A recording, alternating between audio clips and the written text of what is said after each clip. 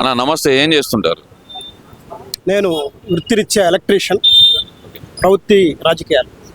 Okay, electrician అంటున్నారు. ఈ కూటమి ప్రభుత్వం అధికారంలోకి వచ్చి 8 నెలలు అవుతుంది. ఎలా ఉందంటారు వర్క్లు? అసలు వర్కులు ఇప్పుడిప్పుడే చేతి పని వాళ్ళకి చేతి నిండా పని దొరికే అవకాశాలు కనిపిస్తున్నాయి. గతంలో మనందరం చూసాం, ఇసుక లేక కానీ, రియల్ ఎస్టేటు పూర్తిగా పడిపోవటం వల్ల కానీ బిల్డింగ్ వర్కర్స్, భవన నిర్మాణ కార్మికులు అందరూ కూడా ఆత్మహత్యలు చేసుకున్నారు. కొద్ది గొప్ప సొమ్ములు ఉంటే తాకట్టు పెట్టుకుని బతికి, అవి కూడా లేని వాడు ఆత్మహత్యలు చేసుకుని బతికాడు. కానీ కూటమి ప్రభుత్వం వచ్చిన తర్వాత ఆ పరిస్థితి నుంచి మేలుకొని ఇప్పుడిప్పుడే చేతి నిండా పని దొరికి ఆనందపడేటువంటి రోజుల్లో గడుపుతున్నాం. ఏంటన్నా మీరేమో కోలుకునే పరిస్థితి ఉంది అంటున్నారు. కూటమి ప్రభుత్వంలో అసలు ఇసుక దోపిడీ వల్ల సామాన్యులు బతికే పరిస్థితి లేదని జగన్మోహన్ రెడ్డి చెప్తున్నారు. మరి మీరు చెప్పిన పూర్తి విరుద్ధంగా ఎలా చెప్తున్నారు అంటారు? మరి ఇప్పుడు నిజం కంటే అబద్ధం చాలా వేగవంతంగా వెళ్తుంది. అరే, ఒక ట్రాక్టర్ ఇసుక తెచ్చుకోవడానికి ఒక ఇంటి యజమాని ఎన్ని ఇబ్బందులు పడ్డాడు ఒక బిల్డర్కి తెలుసు, వ్యక్తిగతంగా ఇల్లు కట్టుకునే ఇంటి యజమానికి తెలుసు. కానీ ఇవాళ ఒక ట్రాక్టర్ ఇసుకైనా సరే, ఒక బెంజ్ లారీకి సరిపడా ఇసుకైనా సరే క్షణాల్లో ఇంటి ముందు వాళ్తుంది. అతి సులభతరమైన రేట్లకే ఇంటి ముందుకు వస్తుంది. ఇంతకంటే ఏం నిదర్శనం కావాలండి? ఏమి లేదు. కూటమి ప్రభుత్వం వచ్చిన తర్వాత సంక్షేమ పథకాలు ఇవ్వకుండా పేదల్ని నాశనం చేశాడు చంద్రబాబు నాయుడు అనేది ప్రధానమైన వాదన. అది వాస్తవం అనుకోవచ్చు అంటారా? కేవలం బటన్ నొక్కేసి అదే సంక్షేమ పథకం అనుకొని దీని ద్వారానే అభివృద్ధి చెందుతుందనే ఒక గుడ్డి ప్రభుత్వం గత ప్రభుత్వం.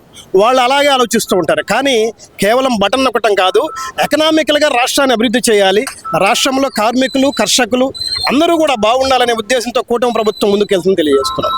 ఇక్కడ ప్రధానంగా చూసుకుంటే గనక వచ్చిన 6 నెలల్లో సంక్షేమ పథకాలు 8 నెలల్లో సూపర్ 6 అంటూ ఇచ్చిన హామీలన్నీ గాలి వదిలేశాడు కదా చంద్రబాబు నాయుడు. ఒక బటన్ నొక్కకుండా పేదలకు ఇవ్వాల్సిన సంక్షేమ పథకం ఒకటి ఇవ్వకుండా ప్రజలను మోసం చేశాడు అనేది ఒక వాదన అయితే గట్టిగా తెర మీద ఉంది. మరి దానికి ఏం చెప్తారు? పరిపాలన అంటే బటన్ నొక్కటం కాదు, అంశాల వారీగా సూపర్ 6 అంశాల్లో ఏ అంశాలు అయితే ఉన్నాయో అవి ఒక్కొక్కటి నెరవేర్చుకుంటూ వస్తున్నారు. రాష్ట్రాన్ని 5 ఏళ్లలో చెడగొడితే మళ్ళీ 5 ఏళ్లలో బాగు చేయడానికి ఎలా బాగు చేయాలని చెప్పి చూస్తున్నాడు. రాష్ట్రంలో ఆర్థిక వనరులు తక్కువగా ఉండటం వల్ల సూపర్ 6 కొద్దిగా ఆలస్యమైందన్నమాట నిజమే. కానీ సంవత్సరం పూర్తయ్యే లోపు మొత్తం 6 పథకాలు అమలు చేసి తన వాగ్దానాన్ని నిలబెట్టుకోబోతుంది కూటమి ప్రభుత్వం. సాధ్యమయ్యే పని కాదు ఇది. సూపర్ 6 అనేది చంద్రబాబు నాయుడు ఏ రోజు మాట ఇచ్చిన మాట మీద నిలబడలేదు. ఆయన మాట ఇస్తే గనక మడమ తిప్పటం తప్పితే ఏ రోజు ఆయన ఇచ్చిన మాట మీద నిలబడలేదని చెప్పి జగన్మోహన్ రెడ్డి ప్రతి సభలో కానీ, లేదంటే గనక ఈ మధ్యకాలంలో ప్రతి నాయకులతో జరుగుతున్న మీటింగ్ లో కానీ చెప్తున్న మాట. మరి అది వాస్తవమే అనుకోవచ్చు అంటారా? ఈయన తండ్రి గారు ఆ రోజు హైదరాబాద్ హైటెక్ సిటీ కట్టి రాష్ట్రం మొత్తం కూడా ప్రైవేటీకరణ ద్వారానే అభివృద్ధి సాధ్యం అంటే ఆ రోజు వ్యతిరేకించి, ఆ తర్వాత ఆయన కూడా అధికారంలోకి వచ్చి చంద్రబాబు నాయుడు ఏ బాట అయితే వేశాడో ఆ బాటలో నడిచి ఆయన ఏ సాఫ్ట్వేర్ రంగాన్ని అయితే అభివృద్ధి చేశాడో అదే సాఫ్ట్వేర్ రంగంలోకి ఆయన కూడా ఫీజు రీయింబర్స్మెంట్తో పిల్లలకి చదివించి, ఏ బ్యాంకు నుంచి రుణాలు తీసుకొచ్చుకుంటే ఎక్కడైతే వ్యతిరేకించారో అదే బ్యాంకు నుంచి ఇంకా విపరీతమైన రుణాలు తీసుకొచ్చి చంద్రబాబు నాయుడు వేసిన బాటలో నడిచారు తప్ప ఈ రాష్ట్రంలో మరొక నాయకుడికి ముందంజ లేదు. ఇప్పటి కాలంలో అది చంద్రబాబు నాయుడు గారే విజన్తో ముందుకెళ్తారు. అలాగే రాష్ట్రాన్ని కూడా అభివృద్ధి పదంలో ముందుకు తీసుకెళ్తారు. ముఖ్యంగా అసలు రాష్ట్రంలోకి పెట్టుబడులే రావట్లేదు చంద్రబాబు నాయుడు గారి విజన్ వల్ల.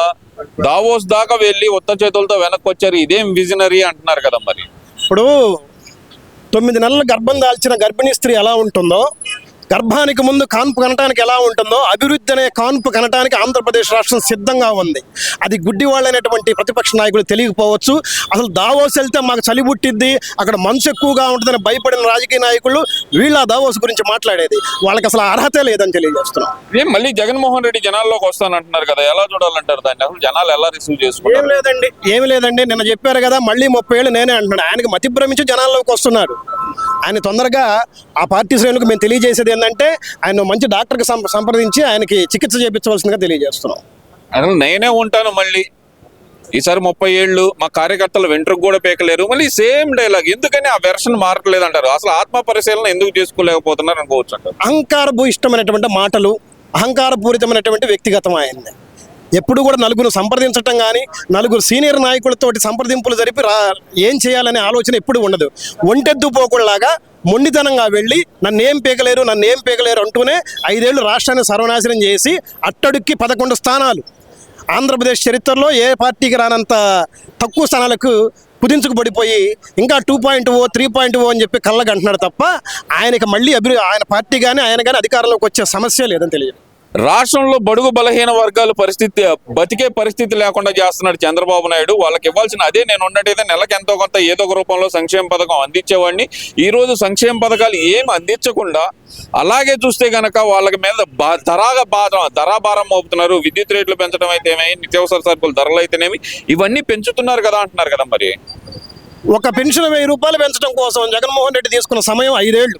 ట్రిప్పుకు 250 పెంచుకుంటూ 5 ఏళ్ళకి 3000 చేశాడు. 2000 రూపాయలు చంద్రబాబు నాయుడు గారు చేస్తే 3000 చేయడానికి 5 ఏళ్ళు పట్టింది.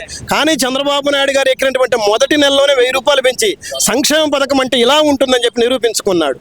ఇంతకంటే వేరే దర్శనం ఏం కావాలండి? అంటే ఒక్క పెన్షన్ పెంపు అనేది ఒక అంశం, అది ఎవరైనా సరే చేసేదే. కానీ ఈ కూటమి ప్రభుత్వం అనేది తన మార్కుగా చెప్పుకుంటున్న సంక్షేమ పథకాలు ఏవి అమలు చేయటం లేదు. పేద ప్రజలు బతికే పరిస్థితి లేకుండా పోయింది. ఇందాక మీరు అన్నారు భవన కార్మికులని. భవన కార్మికులు అయితే ఈ రోజు అలో లక్ష్మణాలను ఏడుస్తున్నారు. అదే మా హయాంలో అయితే కనుక చేతి నిండా పని ఉంది అంటున్నారు కదా. మరి ఏమీ లేదండి, ఫీల్డ్ వర్క్లోకి రమ్మనండి. జగన్మోహన్ రెడ్డి ప్యాలెస్లో కూర్చొని భవన నిర్మాణ కార్మికులు పని లేదంటే ఎట్లా కుదురుద్దండి? రమ్మనండి, ప్రజాక్షేత్రంలో తెలుసుకున్నారు రమ్మనండి. ఎక్కడైనా బహిరంగ చర్చ పెట్టమనండి, భవన నిర్మాణ కార్మికులతో మాట్లాడమనండి. ఆ రోజున్న కూలి ఎంత, ఈ రోజున్న కూలి ఎంత, ఆ రోజు నెలలో ఎన్ని రోజులు పని జరుగుతుంది, ఈ రోజు నెలలో ఎన్ని రోజులు పని జరుగుతుంది అనేది మరి బహిరంగంగా తెలుసుకోవడానికి మేము సిద్ధంగా ఉన్నాం జగన్మోహన్ రెడ్డి తోటి. అంటే ఇక్కడ జగన్మోహన్ రెడ్డి చెప్తున్న మాట ఒకటే, నేను ప్రజల్లోకి వస్తే అసలు ప్రజల్లో ఏ ప్రభుత్వం మీద 8 నెలల్లో రానంత వ్యతిరేకత ఈ ప్రభుత్వం మీద వచ్చింది. ప్రజలు ఇప్పటికిప్పుడు ఎన్నికలు పెట్టయితే గనక నన్నే ఎన్నుకునే పరిస్థితి వచ్చింది అనే మాట అయితే చెప్తున్నారు కదా. నిజంగానే ప్రజల్లో అంత వ్యతిరేకత అనేది ఈ కూటమి ప్రభుత్వం మీద వచ్చిందంటారా? ప్రజలకి కూటమి ప్రభుత్వం పట్ల విపరీతమైన నమ్మకం పెరిగింది రాను 8 నెలల్లో.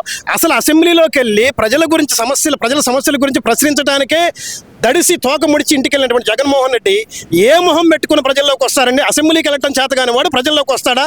ఆత్మపరిశీలన చేసుకొని చెప్పాలి. లేదు, నేను వస్తాను కంపల్సరీ ఈ ప్రభుత్వం మీద పోరాటం చేస్తాను అంటున్న వ్యక్తి అటు అసెంబ్లీకి వెళ్ళమంటే కనుక స్పీకర్ని అడగండి అనే పరిస్థితి కానీ, లేదంటే ఇప్పుడు వాయిదాల పర్వం 9 నెలల్లో ఏముంది ఇంకా ముందర ఎప్పుడైనా రావచ్చులే నేను అనే మాట, ఎందుకని ఈ వాయిదాల పర్వం అనేది కొనసాగుతుంది అనుకోవచ్చు అంటారు? జగన్మోహన్ రెడ్డిది భస్మాసుర హస్తం అండి.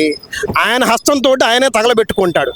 ఆయన తగలబడింది కాక ఈ రాష్ట్రం మొత్తాన్ని సర్వనాశనం చేసి వెళ్ళాడు. ఆయన ప్రజల్లోకి వచ్చినా సరే ఆయనకి ప్రజల్లో ఆదరణ లేదు, ఆయన పట్ల వ్యతిరేకం అవుతుంది. అన్ని రంగాల్లో రాష్ట్రాన్ని సర్వనాశనం చేసి వెళ్ళాడనే అభిప్రాయం ప్రజల్లో ఉంది కాబట్టే బ్రహ్మాండమైన తీర్పు ఇచ్చారు. ఇప్పుడు జరుగుతున్నటువంటి ఎమ్మెల్సీ ఎన్నికలు కావచ్చు, రేపు రాబోయే జరిగే ఏ స్థానిక సంస్థల ఎన్నికల్లో కూడా కూటమి ప్రభుత్వానికే ప్రజలు పట్టం కట్టబోతున్నారని నిర్భయంగా చెప్పగలుగుతున్నాం. అసలుకి ప్రజల్లోనే వ్యతిరేకత ఉంది అంటున్న జగన్మోహన్ రెడ్డి ఇప్పుడు మీరు అన్నారు ఎమ్మెల్సీ ఎలక్షన్లని, ఆ ఎమ్మెల్సీ ఎలక్షన్లు కూడా బాయ్కాట్ చేసే పరిస్థితి ఎందుకు వచ్చింది అంటారు? అసలు భయం, ప్రజాక్షేత్రం తిరగడానికి భయం. పట్టభద్రుల ఓట్లు జరుగుతున్న ఎన్నికలు, పట్టభద్రుల్లో మీ అభ్యర్థి నిలబెట్టచ్చు కదండి. మీకు అంత భయం లేకపోతే, ప్రజల్లో మీకు అంత నమ్మకం ఉంటే మీ అభ్యర్థి నిలబెట్టచ్చు కదండి. ఎందుకు తోక ముడిచి పారిపోయారు? నామినేషన్ వేసేదాకా ముందుకు తీసుకొచ్చి అభ్యర్థుల్ని మళ్ళీ వెనక్కి పంపించి ఏదో వేరే పార్టీలు సపోర్ట్ చేసి తోక ముడిచి పారిపోతున్నారు. ఈ జగన్మోహన్ రెడ్డికి ఇంకా ప్రజలు ఏ విధంగా ఆదరిస్తారండి?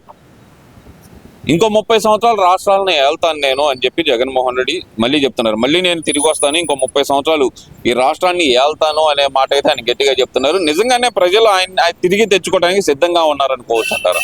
రాబోయే 5-6 ఏళ్లలో వైసీపీ పార్టీ అంతరించిపోతుందని మేము తెలియజేస్తాం. 30 ఏళ్ళు కాదు, 5-6 ఏళ్లలోనే ఆ పార్టీ పూర్తిగా కనుమరుగైపోయింది. జగన్మోహన్ రెడ్డి అనే పేరు కూడా ప్రజల్లో ఎక్కడ వినరని కూడా మేము తెలియజేస్తున్నాం.